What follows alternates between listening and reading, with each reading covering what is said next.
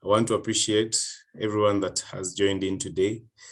I'm very excited for the sake of this evening so that we may just be able to share some thoughts and share ideas on what we've been up to.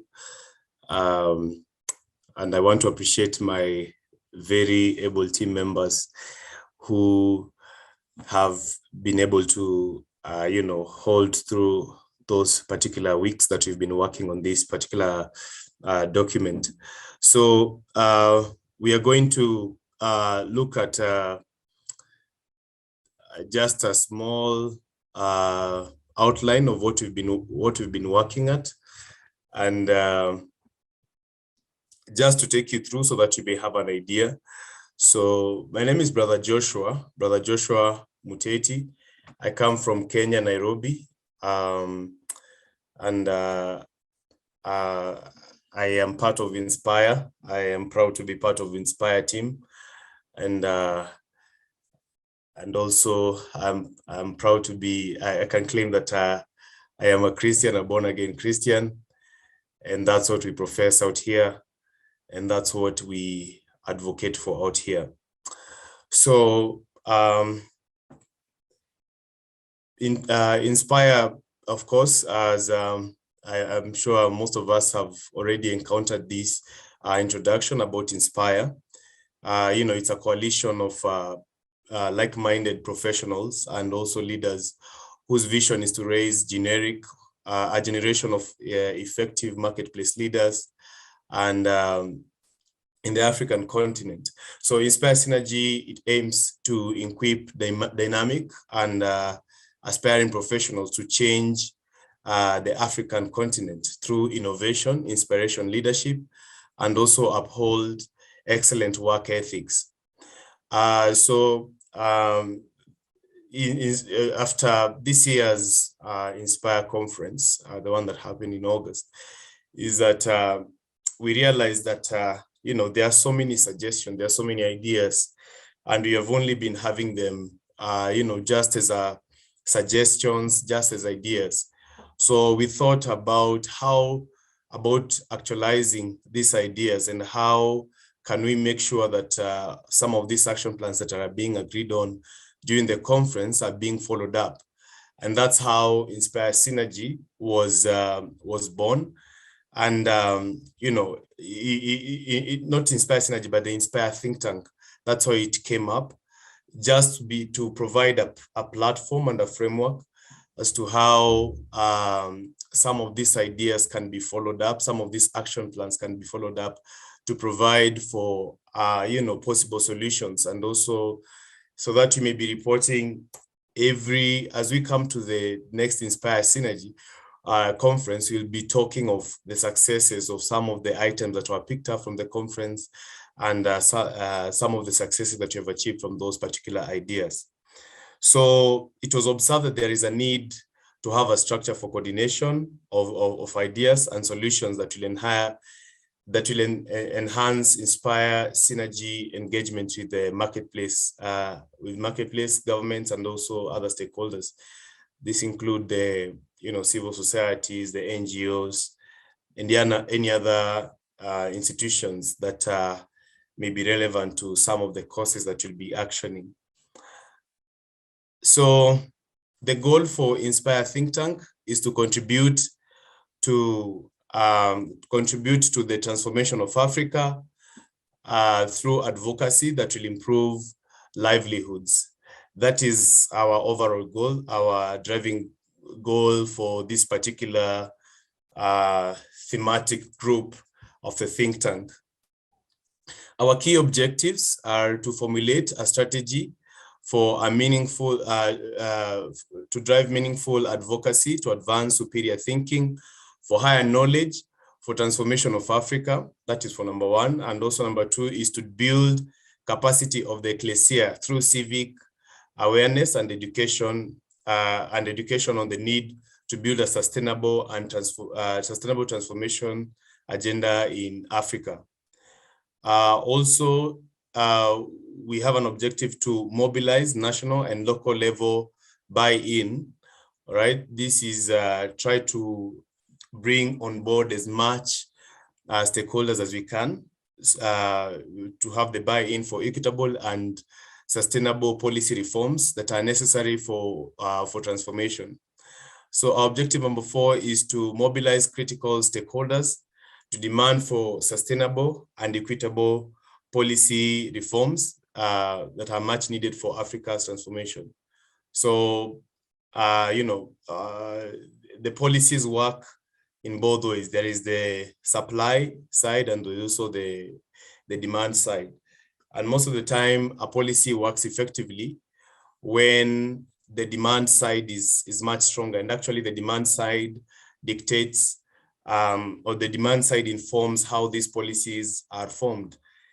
So Inspire has been a vehicle that drives demand, that brings out these needs,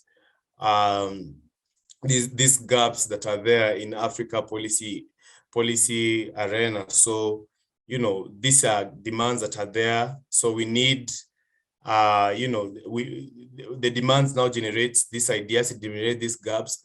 And so now that's what now the think tank will be to drive this demand, to organize the demand so that it may be able to also influence the supply side of the policies that will effect change in Africa. So our problem statement is skewed under 3 particular ideas. One is on limited critical skills. Second one is on unemployment. And the other one is social challenges. So, Africa at the moment, we have a population of about 1.3 billion. This population of 1.3 billion has about 60% of it under the age of 25, making us the most youngest population in the world. So having this also, we have the largest unemployed population. Also, the literacy levels are considerably low. The levels of critical skills are low. That's why, our industries cannot be able to to compete effectively with other competitors across the globe. So that's one side of the of the problem statement. The other side is also on the social divide. We have, as we saw in the last presentation, on the challenge of young girls getting pregnant while in school. So we understand that this one reduces the total productivity of the youth, because the young girls form the part of the population of the youth. And also, if you translate those numbers in the next 10 years, the rate of growth, if you continue to, if the rate of, girls getting pregnant grows exponentially, it means it's going to reduce the productivity of the population in total for the next, if you project it for like 5 or 10 years to come. So, this is the only region where the youth bulge will continue to grow. As we see, most countries are discouraging people from giving birth and all that. So Africa is the only country that has a promising future where this bulge will continue to grow. But then, we have an opportunity to reap on this youth dividend.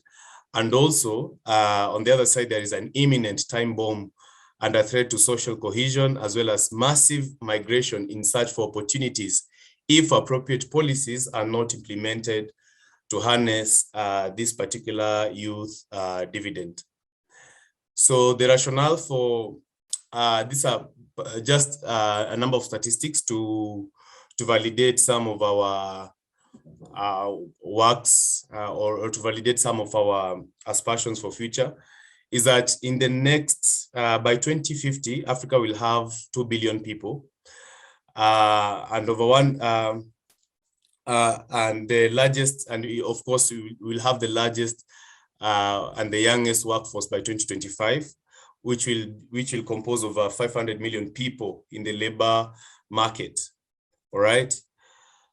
Also on urbanization, Africa has the second highest urbanization rate in the world, all right? So you realize most of African countries are under the category of the developing countries. So in the next, by the year 2050, 56% of Africa's population will be urban.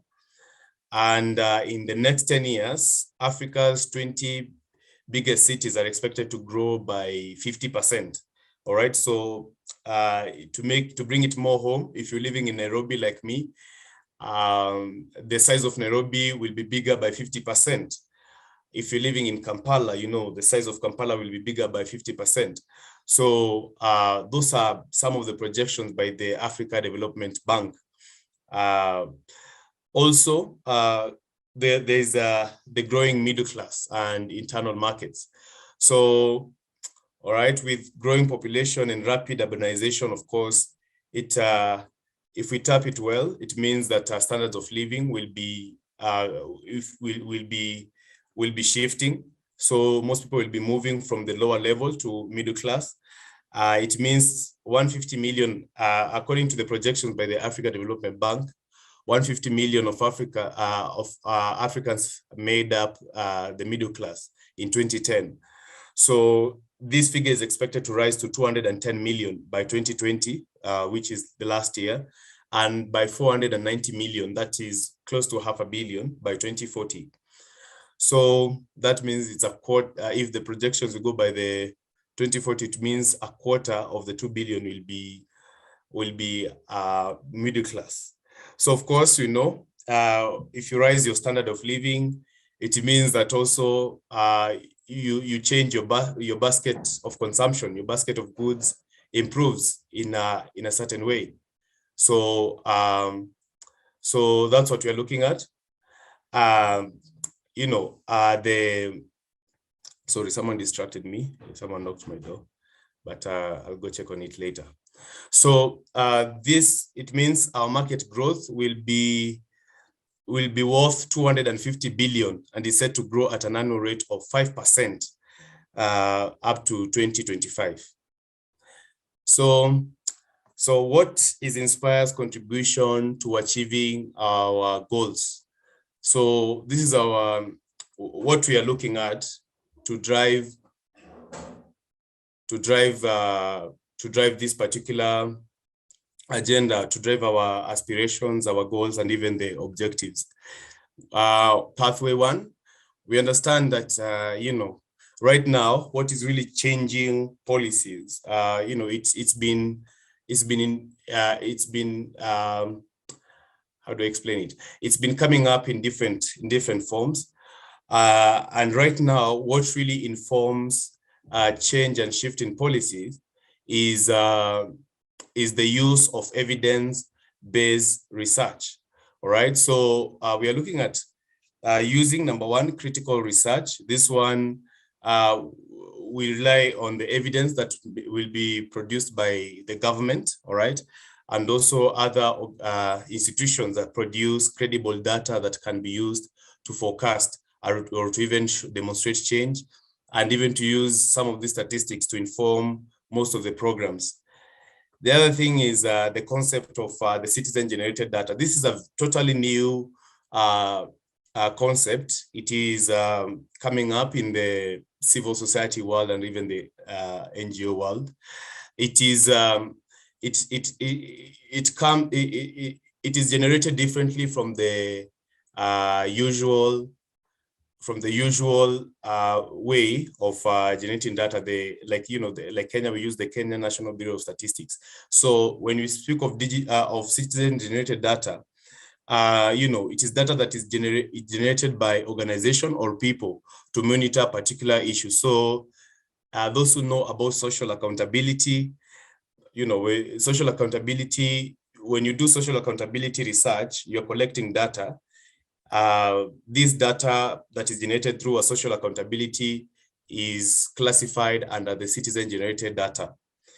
So this one is will be used to demand for change and on issues that concern the citizens, and also this approach approach platforms the opinion of citizens and can help to inform tailored policies and are also responsive.